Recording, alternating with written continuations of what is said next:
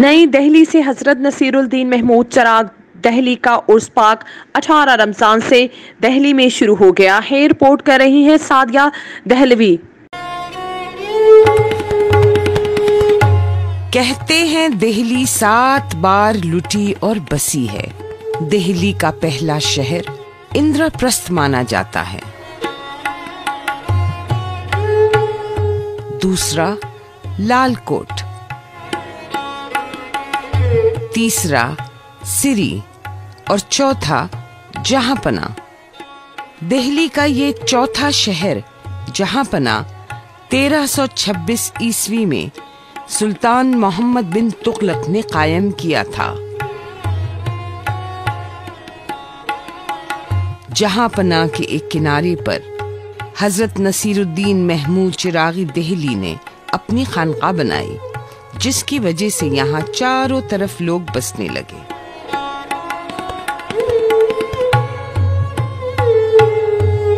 حضرت نصیرالدین محمود چراغ دہلی خاندان چشت کے روشن چراغ ہیں۔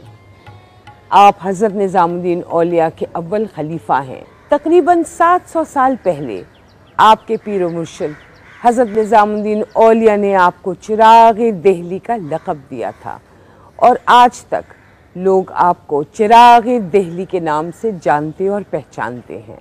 حضرت نصیرالدین محمود چراغ دہلی کی درگاہ شریف انہی کے نام پر رکھی ہوئی کالونی چراغ دہلی میں ہے۔ اس دربار کا دہلی کی بڑی زیارتوں میں شمار ہوتا ہے، اور یہ ایک نہایت پرسکون جگہ ہے۔ 14ویں صدی میں دہلی صوفیوں کا مرکز بن گیا تھا۔ دہلی میں صوفیوں کی بے شمار خانقاہیں تھیں۔ تاریخ گواہ ہے کہ دہلی کو حضرت دہلی، دہلی شریف اور خرد مکہ یعنی چھوٹا مکہ کہتے تھے۔ دہلی کو یہ فخر حاصل ہے کہ خواجہ معین الدین چشتی غریب نواز نے 12ویں صدی میں جس چشتیہ سلسلے کی بنیاد اجمیر شریف میں رکھی، اس کے 3 عظیم و شان صوفی بزرگ دہلی میں موجود ہیں۔ خواجہ قطب الدین بختیار کاکی، حضرت نظام الدین اولیاء محبوب الہی اور حضرت نصیرالدین محمود چراغی دہلی۔ حضرت نصیرالدین کے دادا سینٹرل ایشیا کے خراسان شہر سے تھے۔ وہاں سے لاہور چلے گئے۔ کچھ عرصے بعد حضرت نصیرالدین کے والد شیخ یوسف لاہور سے اودھ آ گئے۔ حضرت نصیرالدین کی پیدائش ایودھیا میں ہوئی اور وہیں ان کی پرورش ہوئی۔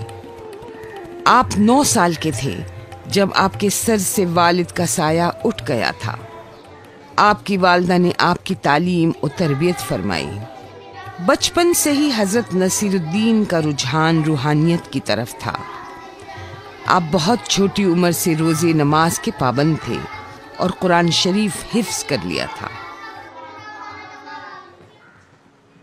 20 سال کی عمر میں حضرت نصیرالدین دنیا سے کنارہ کش ہو گئے اور فقیری زندگی اختیار کر لی۔ جنگل کی تنہائیوں میں اللہ کی عبادت کرتے، اکثر روزے سے رہتے اور جنگل میں لگے پیڑوں کے پتوں سے افطار کرتے۔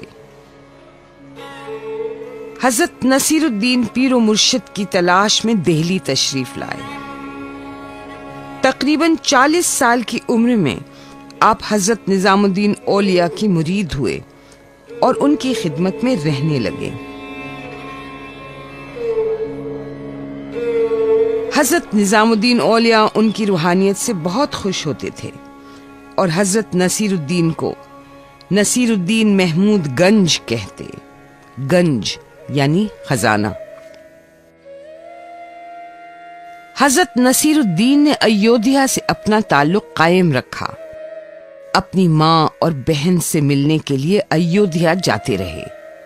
والدہ کے انتقال کے بعد حضرت نصیرالدین اپنی بہن کو اپنے ساتھ دہلی لے آئے اور مستقل یہیں رہنے لگے۔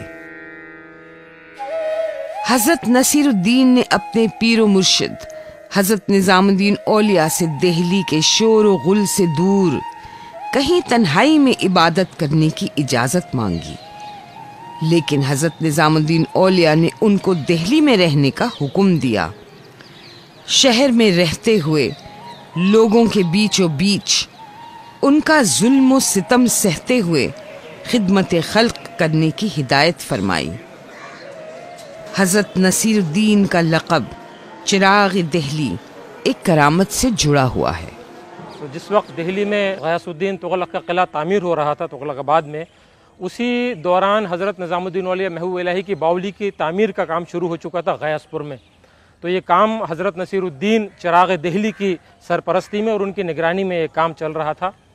تو پورے دہلی شہر کی جو لیبر تھی، جو مزدور تھے، وہ بادشاہ نے تغلق آباد میں ہائر کر لی تھی اور سارے لوگ وہاں کام کیا کرتے تھے، اور رات کو لیبر جو ہے وہ حضرت نظام الدین اولیاء کی باولی میں کام کیا کرتی تھی۔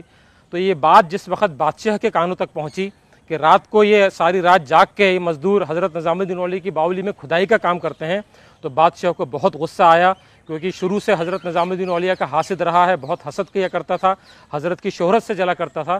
تو بادشاہ نے یہ حکم دے دیا کہ غیاث پور کے اندر تیل کی سپلائی بند کر دی جائے، اور بالکل بھی تیل کا ایک قطرہ بھی غیاث پور میں نہ پہنچ پائے۔ تو جب تیل بند ہوا تو رات کو چراغوں میں تیل ڈالنے کے لیے موجود نہیں تھا چراغ، اور اس کی روشنی بالکل رات کو بند ہو چکی۔ یہ بات حضرت نصیر الدین کو معلوم ہوئی، جو حضرت کے خلیفہ اول تھے، وہ اپنے پیر و مرشد کے پاس گئے اور محبوب الہی سے فرمایا کہ ایسا ایسا حکم بادشاہ نے دے دیا ہے، اور آئل کی سپلائی بالکل بند ہو چکی ہے، جلانے کے لیے اور روشنی کے لیے تیل موجود نہیں ہے۔ تو حضرت محبوب الہی نے حضرت نصیر الدین چراغ دہلی سے فرمایا کہ نصیر الدین چراغوں کے اندر پانی ڈال کے گھاس کی پتی لگاؤ اور اس کو جلاؤ اور وہ روشن ہوگا۔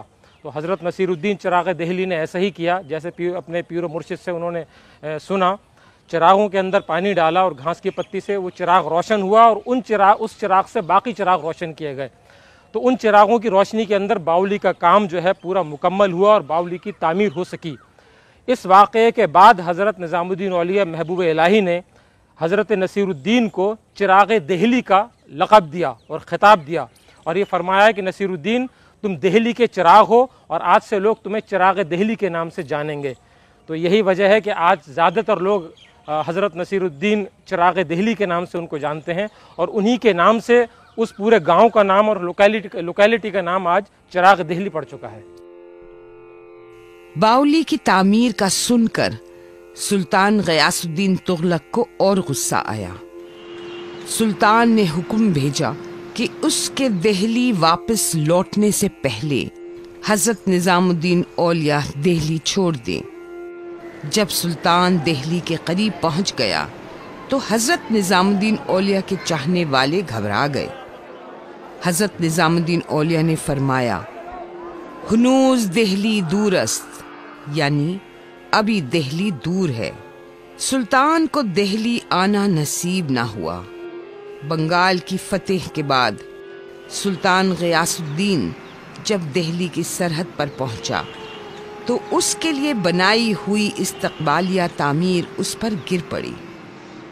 سلطان کا انتقال ہو گیا اور اس کو تغلق آباد شہر نصیب ہی نہ ہوا۔ حضرت نظام الدین اولیاء نے حضرت نصیر الدین محمود کو 1325 عیسوی میں خلافت عطا فرمائی اور اپنا روحانی جانشین بنایا۔ اسی سال حضرت نظام الدین اولیاء کا وصال شریف ہوا۔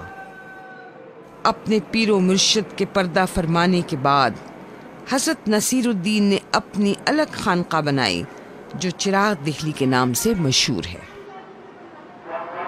اس جگہ آپ نے 32 سال لوگوں کی اصلاح و تربیت میں گزارے اور خدمت خلق انجام دیتے رہے۔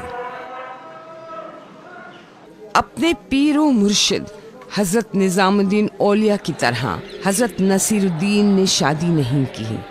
آپ کی خانقاہ میں ہر مذہب و ملت اور ہر طبقے کے لوگ آتے تھے۔ خواتین بھی ایک بڑی تعداد میں آپ کی مرید تھیں۔ آپ کا دروازہ ہر ایک کے لیے کھلا رہتا۔ حضرت نصیر الدین نے لوگوں کو سچائی، ایمانداری اور صبر و شکر سے زندگی گزارنے کا سبق دیا۔ لوگوں کو برائی کا بدلہ اچھائی سے دینا سکھایا۔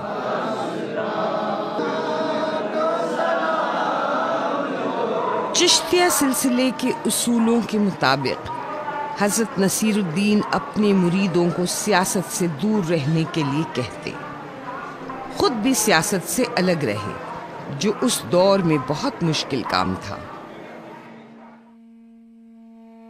سلطان غیاث الدین تغلق کے بعد دہلی میں سلطان محمد بن تغلق کی حکومت کا دور تھا۔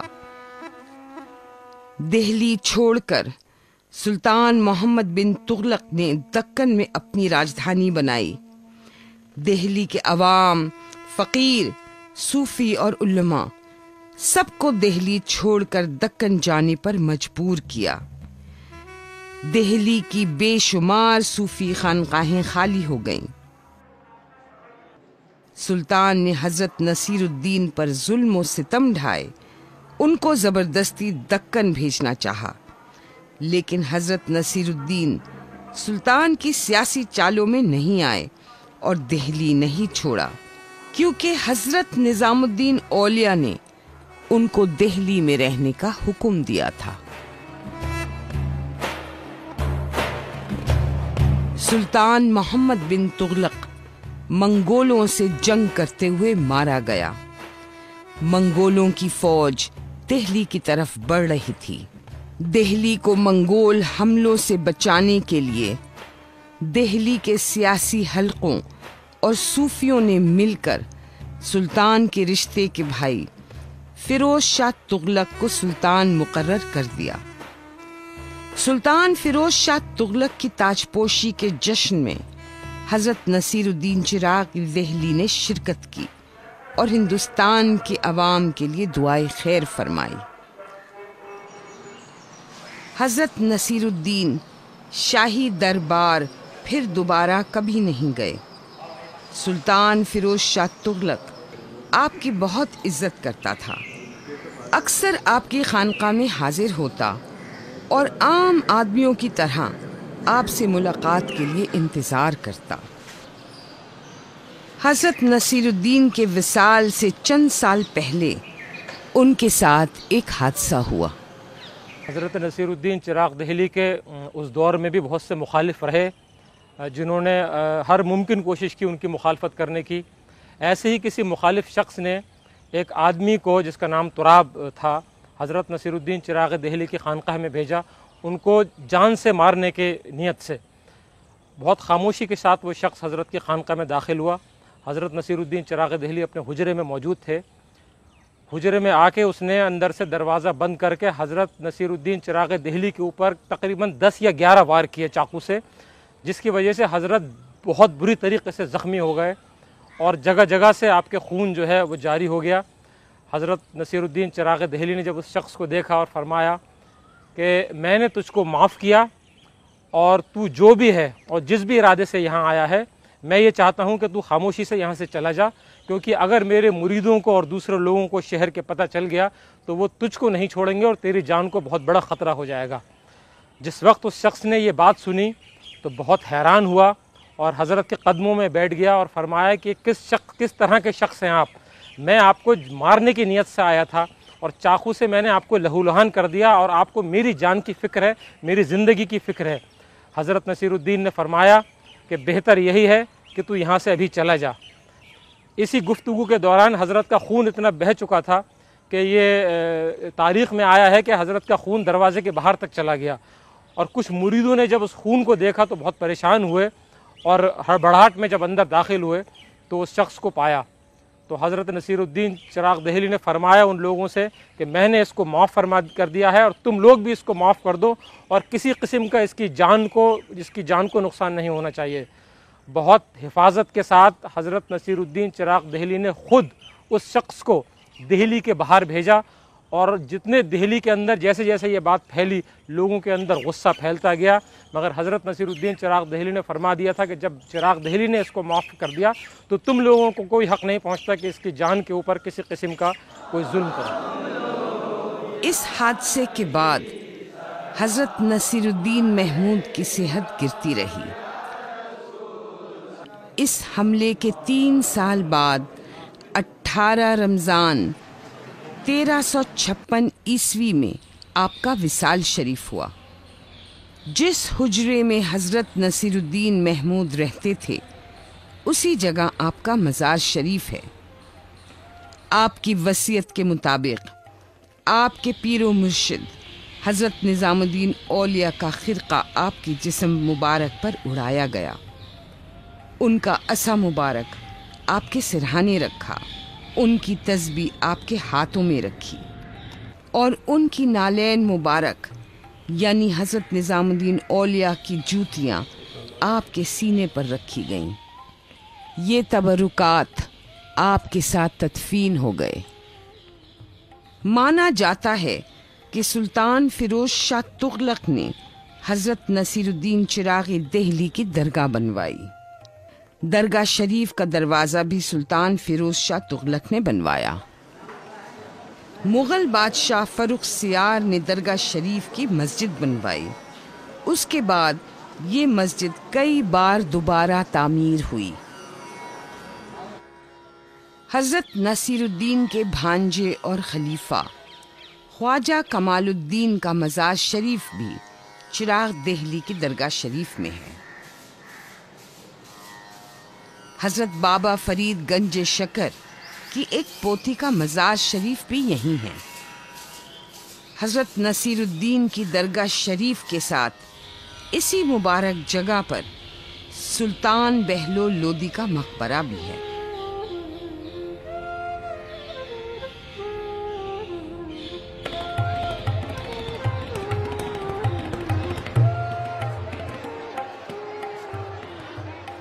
ہر سال رمضان کے مہینے کی 18 تاریخ کو حضرت نصیر الدین محمود چراغ دہلی کا عرس منایا جاتا ہے۔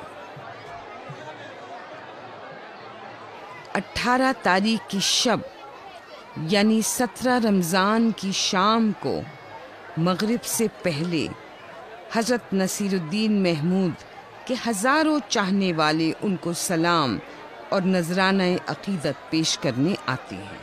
حضرت نصیر الدین کی زندگی میں ان کی خانقاہ کا لنگر مشہور تھا جو ہر خاص و عام کے لیے تھا۔ آج بھی ان کی درگاہ شریف میں لنگر جاری ہے۔ یہاں عرس کے موقع پر افطار کے وقت لنگر بٹتا ہے۔ دور دور سے لوگ یہاں حاضر ہوتے ہیں۔ بچے، بوڑھے، عورتیں سب یہاں عقیدت کے ساتھ آتے ہیں، لنگر میں شریک ہوتے ہیں۔ افطاری کے وقت درگاہ شریف میں بہت رونق رہتی ہے۔